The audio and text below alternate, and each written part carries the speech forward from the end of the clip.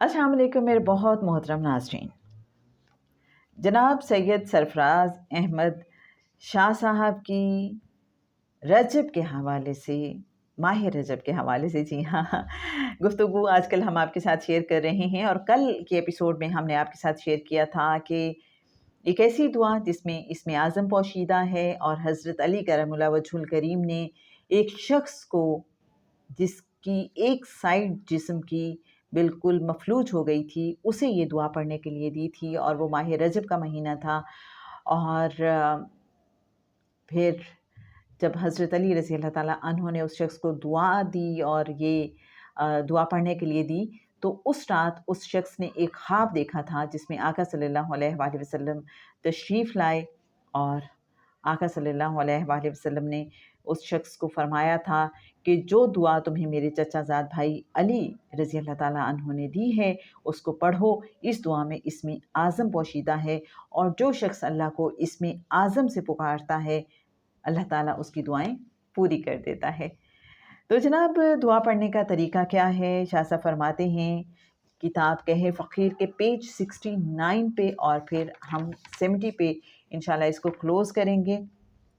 नमाज का सलाम फेरने के बाद 3 बार दुरूद पाक पढ़ लीजिए और अल्लाह की तरफ रजू करें, ये कहते हुए कि ए अल्लाह, तुझसे सवाल करता हूँ। ए पोशीदा चीज़ों के जानने वाले, ए वो ज़ात जिसने अपनी कुदरत से आसमान बनाए, ए वो ज़ात जिसकी कुदरत से ज़मीन बिछाई गई, ए वो ज़ात जिसके नूरे जलाल से सूरज और चाँद रोशन हैं,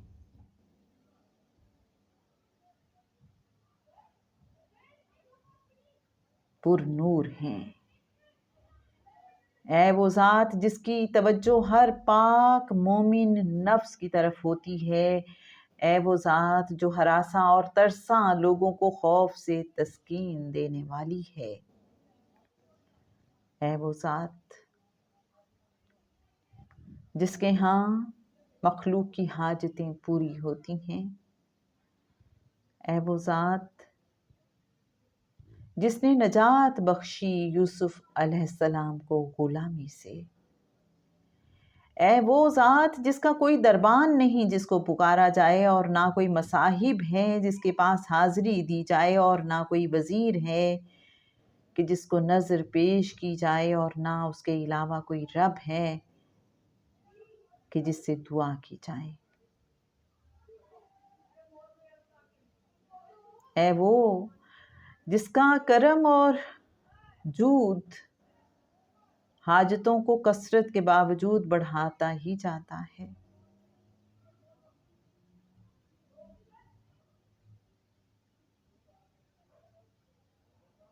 हज़रत मोहम्मद मुस्तफ़ा सल्लल्लाहु अलैहि वसल्लम पर और हज़रत मोहम्मद मुस्तफ़ा सल्लल्लाहु अलैहि वसल्लम की आल पर रहमत नाजिल फरमा, और मुझे मेरी मुराद अता कर,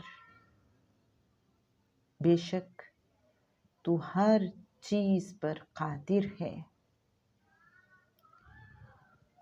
ये दुआ के वो अल्फाज हैं जो आप सल्लल्लाहु अलैहि वसल्लम ने अपनी ज़बान मुबारक से भी उस ख्वाब में अदा फरमाए थे, और मनाजिल बिन लाहिक को तलकीन फरमाई थी कि इस दुआ को पढ़ने वाले की कोई हाजत और दुआ रद्द नहीं होती।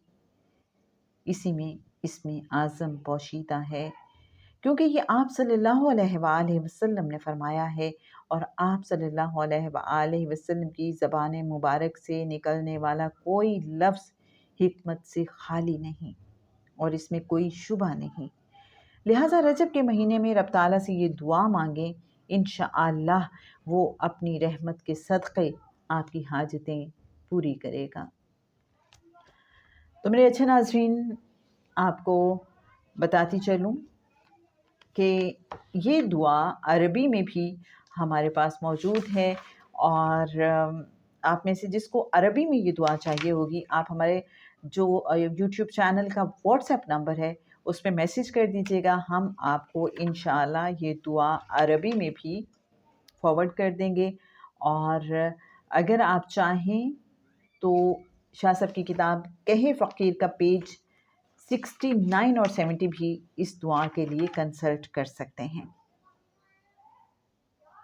اور دعا مانگنے کا طریقہ جیسا کہ آپ کو بتایا، شاہ صاحب نے واضح کرتی چلوں کہ اس لیکچر کے بعد شاہ صاحب سے پوچھا گیا تھا کہ آپ نے تو اردو میں دعا بتائی ہے اور اصل میں تو دعا عربی میں ہے، تو شاہ صاحب نے فرمایا تھا کہ جو اس میں اعظم ہے تو اس کو میں نے ٹرانسلیٹ نہیں کیا، اس کو ایز اٹ از رہنے دیا ہے۔ اور شاہ صاحب نے یہ بھی فرمایا تھا کہ اللہ ساری زبانوں سے واقف ہے، بس دل سے دعا مانگے، یقین سے دعا مانگے، انشاءاللہ قبول ہوگی۔ اور آبویسلی جو عربی میں اگر آپ کرنا چاہیں، آپ کی سیٹسفیکشن اس میں ہے، اس کی اپنی ایک فضیلت ہے اور اس میں کوئی شبہ نہیں ہے۔ تو اگر آپ عربی میں دعا مانگنا چاہتے ہیں اور آپ کو یہ دعا چاہیے ہوگی تو آپ ہمیں واٹس ایپ کر دیجیے گا، ہم آپ کو یہ دعا اس کا امیج آپ کے ساتھ انشاءاللہ شیئر کر دیں گے۔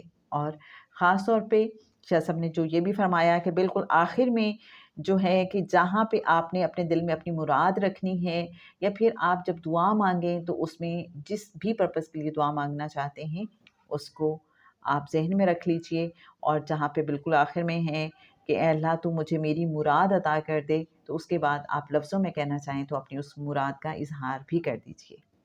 ٹھیک ہے جناب؟ اگر کوئی بھی اس حوالے سے مزید کنفیوژن ہو، کچھ بھی آپ وضاحت چاہتے ہوں تو ضرور ہم سے رابطہ کیجیے گا۔